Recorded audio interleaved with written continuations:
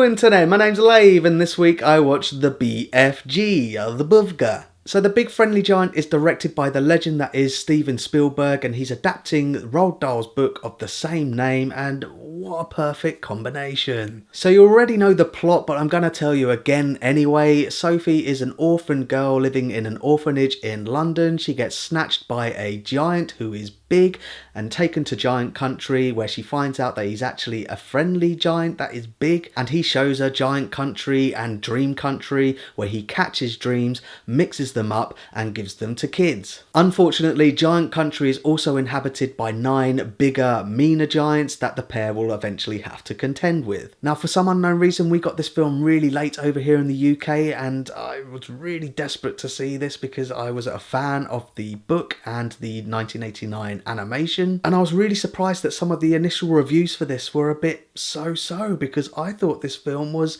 fantastic. It was scrumdiddlyumptious. First of all, Mark Rylance as the BFG and Ruby Barnhill as Sophie I thought were both fantastic. The chemistry between them and the bond that develops over mutual loneliness really worked for me. I really bought into it. And the world they inhabit is beautifully rendered and realised. I'm not just talking about giant country, but also London. Even though it's a romanticised London, it's a real mix of old and new. It's still recognisable and believable. And then you've got giant country and dream country as well, just completely sucked me in. I thought it was absolutely gorgeous, and what I really liked about it is that it's inhabited by little bits of our world. Particularly in the BFG's house, I noticed that his salt shakers, for example, were actually bins or trash cans as they're known in the USA. There's some really nice little touches there, and I really enjoyed looking at it and discovering it with Sophie. Absolutely fantastic world building and design. Speaking of design, I really like the way that the BFG looks and moves, and his proportions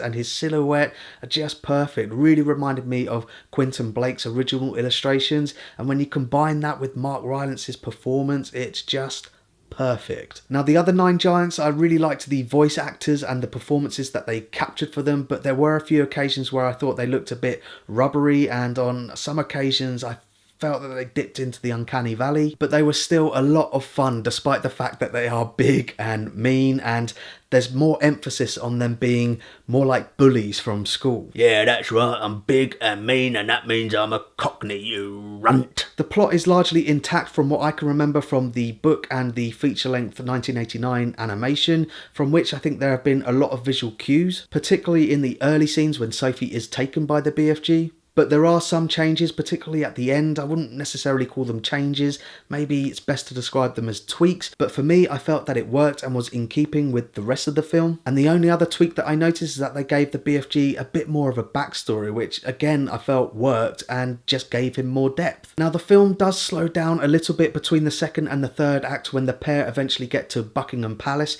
but it ticks along with a really nice performance from Penelope Wilton as the Queen. Funny enough, I felt exactly the same way when I watched the feature-length animation, which I did see quite recently. That scene does slow everything down, but they're both capped off with a really good joke, which I'm not going to spoil here, but if you have seen the original cartoon, you probably know what I'm talking about. But Spielberg is obviously aware of it because he actually builds up to it, and there was a bit of tension, and I was really anticipating it, and it still delivered despite being the same joke. Yeah, he likes those whiz poppers.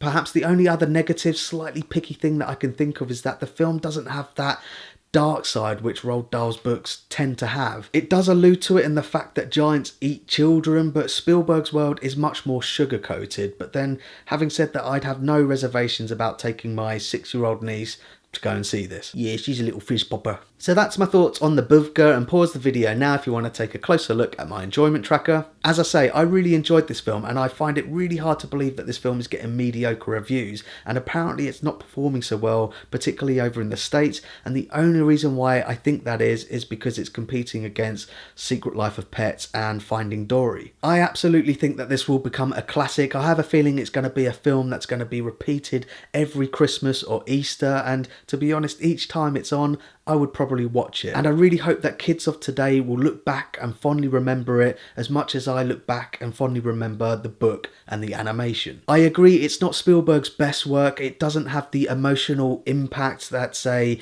E.T. does, but at the end of the day, I think it captures some of the magic and the awe. I loved it. So thanks very much for watching. I really do appreciate it. And if you liked the video, like it. If you didn't like it, dislike it. Either way, tell me in the comments. I'm the Buvga.